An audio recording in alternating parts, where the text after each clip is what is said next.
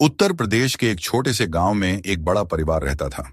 घर के मुखिया थे रामप्रसाद जी, उनकी पत्नी सावित्री देवी, बड़ा बेटा अर्जुन, बहू पूजा और छोटी बेटी रानी। पूजा बहुत ही सीधी और मेहनती लड़की थी। शादी के बाद उसने पूरे घर को अपना मान लिया था। सुबह 4 बजे उठना, सबके लिए खाना बनाना, घर साफ करना, सास की सेवा करना, यही उसकी दिनचर्या थी।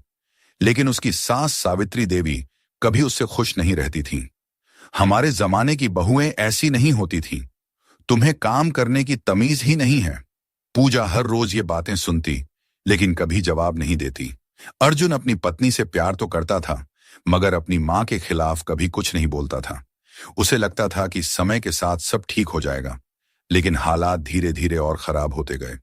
एक दिन घर में रिश्तेदार आए हुए थे। पूजा ने पूरे मन से खाना बनाया। सबने खाने की तारीफ की, लेकिन सावित्री देवी बोली, नमक ज्यादा है, हमारी इज्जत खराब कर दी। पूजा की आंखों में आंसू आ गए। उसने पहली बार महसूस किया कि चाहे वो कितना भी अच्छा करे, उसकी सास उसे कभी स्वीकार नहीं करेंगी।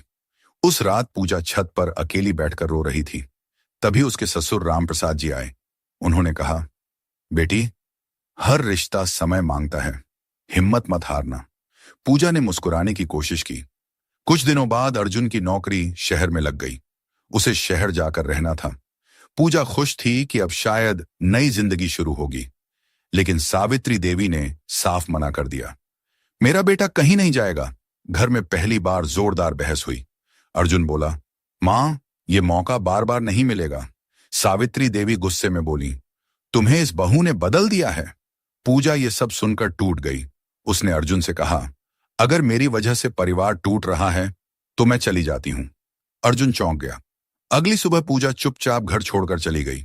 उसने सिर्फ एक चिट्ठी छोड़ी, मां जी, मैं नहीं चाहती कि मेरी वजह से आपका परिवार टूटे। आप हमेशा खुश रहें। जब अर्जुन ने चिट्ठी पढ़ी तो उसके पैरों तले जमीन खिसक गई। वो पूरे गांव में पूजा को ढूंढने लगा। उधर सावित्री देवी भी पहली बार अंदर से डर गई। घर सूना लगने लगा। अब ना सुबह चाय समय पर मिलती, ना घर में हंसी सुनाई देती। उन्हें एहसास होने लगा कि पूजा सिर्फ बहू नहीं, इस घर की जान थी। कुछ दिनों बाद रामप्रसाद जी की तबीयत अचानक खराब हो गई। सावित्री देवी घबरा गई।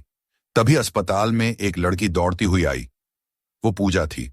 उसने बिना कुछ सोचे अपने गहने बेच दिए और इलाज के पैसे जमा कर दिए। सावित्री देवी ये सब देखकर रो पड़ी। उन्होंने पूजा का हाथ पकड़कर कहा, मुझे माफ कर दो बेटी, मैंने तुम्हें कभी समझा ही नहीं। पूजा भी रोने लगी। अर्जुन ने दोनों को गले लगा लिया। कुछ महीनों बाद अर्जुन शहर चला गया, लेकिन इस बार सावित्री देवी भी उनके साथ रहने चली गई। अब घर में ताने नहीं, प्यार था। सावित्री देवी पूजा को बहू नहीं, बेटी कहकर बुलाती थीं। एक दिन उन्होंने पूरे परिवार के सामने कहा, घर दीवारों से नहीं, रिश्तों से बनता है। पूजा मुस्कुरा दी, और उस दिन पहली बार उसे लगा, ये घर सच में उसका अपना है।